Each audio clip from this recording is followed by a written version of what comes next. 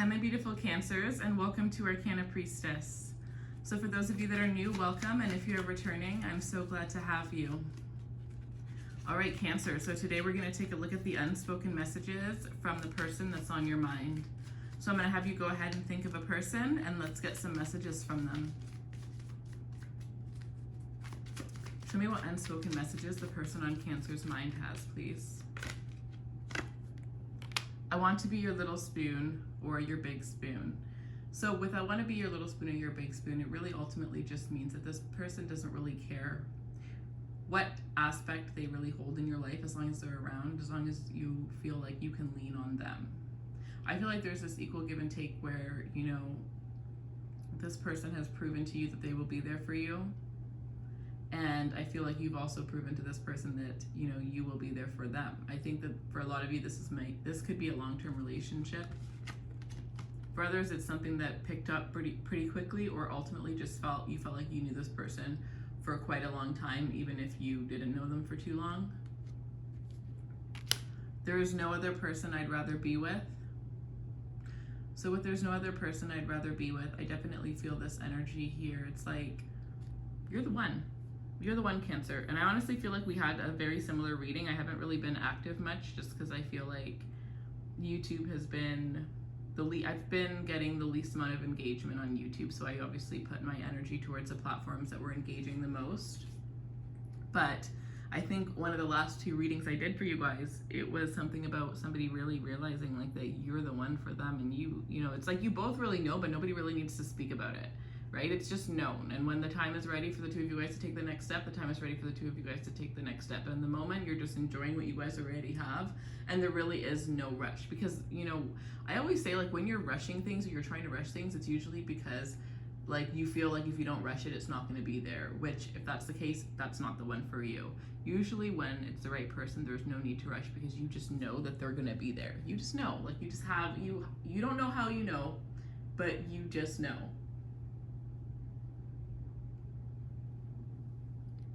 So let's see. I feel like you've changed this person's life, and you've kind of like made their life. I think like it's like you guys just both equal each other out perfectly. What this person lacks, you have. What they lack, or what you lack, this person has. And ultimately together you're great. You're a team. This isn't just a relationship, right? This is a team. This is an actual partnership. And I think that's why you've lasted so long with this person.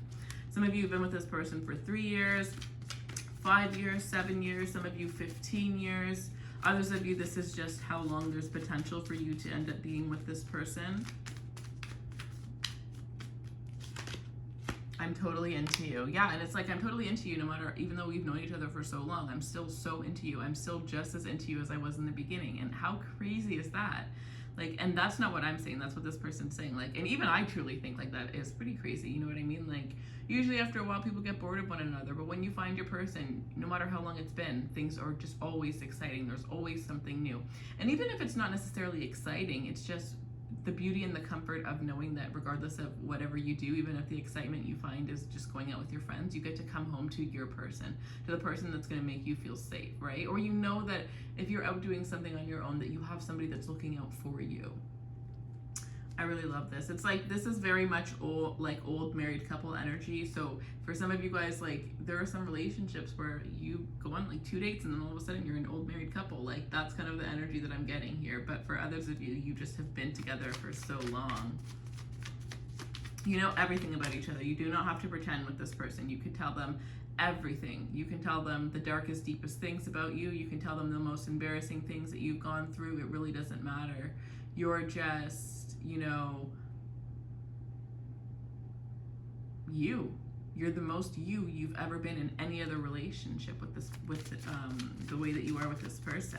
Some of you are not even able to be as close with your friends as you are with this person. I definitely feel like your family likes this person. Maybe in the beginning there were some issues with family liking one another, but I do feel like, you know, that's something that you guys definitely got over. I think that it just took them a little bit of time to see what you guys see within one another.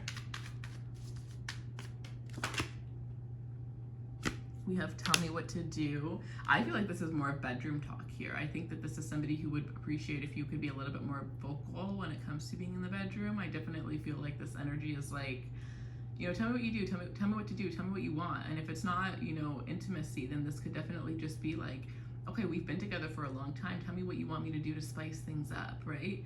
What can I do to spice things up? What can I do that can make you happy?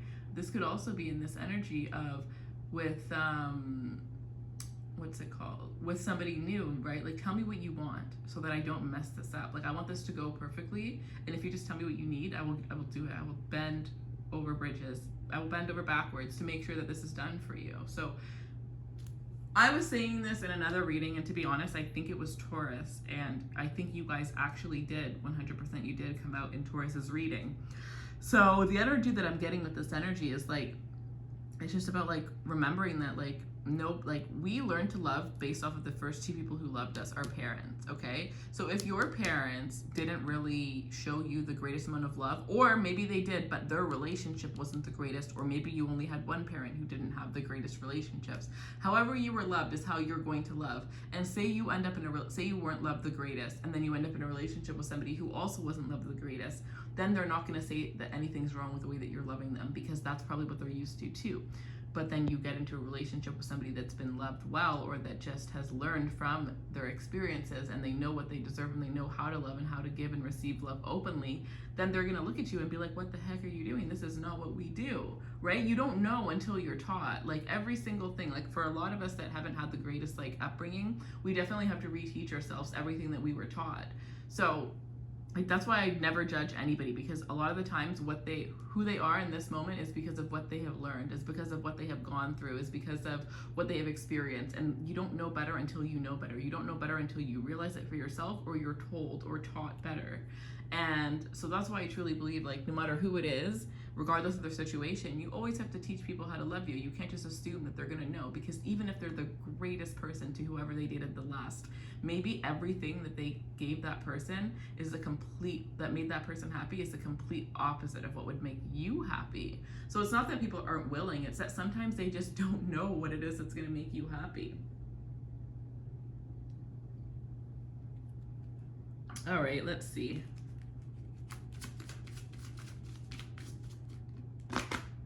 We have good chemistry. I definitely feel like you guys have good chemistry. You flow very well, okay? And I feel like this person knows that here. I stumbled and fell for you. Yeah, I honestly feel like you were dating a player. In the beginning, yeah, look at this. I told myself I wouldn't catch feelings because I needed to heal. You were dealing with somebody that was using other people as distractions in order to, you know, like they were even using you as a distraction in the beginning, whether you're aware of this or not. And it's like this person fell for you. So it's like you couldn't be a distraction. Maybe there was even a breakup after you realized like what their true intentions or that they weren't the greatest person. Like I really feel like you did change this person. And I think it takes a lot to change a person. But I think if there's anyone that's going to change someone, it's going to be a Cancer. That's for sure. But this person, yeah, they definitely didn't plan to fall for you, but it happened. And once it did, they didn't look back. So we have Cancer. So some of you are dealing with another Cancer. 4th house, which is, this literally just happened in my Taurus reading. I think if you have Taurus in your chart or you're dealing with a Taurus, you may want to watch the reading. Because 4th house is also Cancer energy, and that happened with Leo in the Taurus reading. We have the Sun, so some of you could be dealing with a Leo. Last one for Cancer, please. Well, the last one is actually going to be Pisces, because I'm doing everybody's opposite, regardless of if it comes out. Okay, Uranus, Aquarius. A lot of Cancers and Aquarius together, which I still do not understand. Like, I would just love, I'm a Scorpio, I would love for the Aquarius to love me, but just for some reason, it just does not work out that way. Like, Cancer has to be the one zodiac sign that Aquarius is always drawn to. Please explain that to me. It's just, I do not understand. There's so many Cancers that I know that are dating Aquarius, Cancer women that I know that are dating Aquarius men. So if you're a Cancer dealing with another Cancer, show me the energy, please. Whoa, I almost broken nail trying to pick that one up. You have the Page of Cups. So if you're a Cancer dating another Cancer here, this is a love that's ultimately never gonna die. Like, honestly, like, even if you have like the worst fight ever, or you guys like separate for a little bit, you guys will literally just keep coming back to one another, because that's it. Like, it's just written for the two of you guys to just be together. And I think with this energy, I also feel like there's a very beautiful childlike energy between the two of you guys that will just never die. If you like decide to walk away from this, or they decided to walk away, you guys would just look for each other over and over again in other people and never find it. So if you are, what is this energy? A Leo dating a Leo, or sorry, a Scorpio. What am I saying? If you're a Cancer dating a Leo, everything you need for personal readings, if you want more information, is in the description box below. If you're a Cancer, this is literally Cancer and Leo. If you're a Cancer dating a Leo here, I definitely feel like there's a lot more love that's going to come into the situation. Some of you, if you don't have children, you may be deciding to have children, or be deciding to move in with this person here. But you definitely have opened up this person's heart chakra here. Some of you guys, you can cook like the most amazing food ever, or this person can cook. Either way, like, that's what got one of you guys hooked, was the ability to cook so well. So Uranus, with Uranus, okay, so we have Aquarius. So if you're a Cancer dating an Aquarius, if you're a Cancer dating an Aquarius,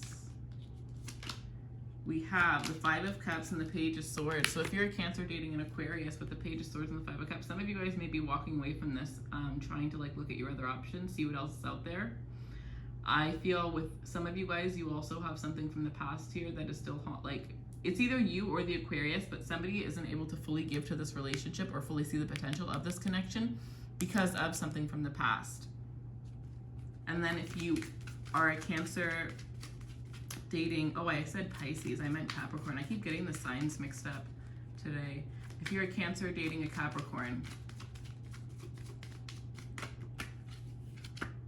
Five of Wands. I see a little bit of conflict, a little bit of chaos here with the Knight of Swords. For some of you, this is the Capricorn that you're either in an argument with, or this is the Capricorn coming back from your past here.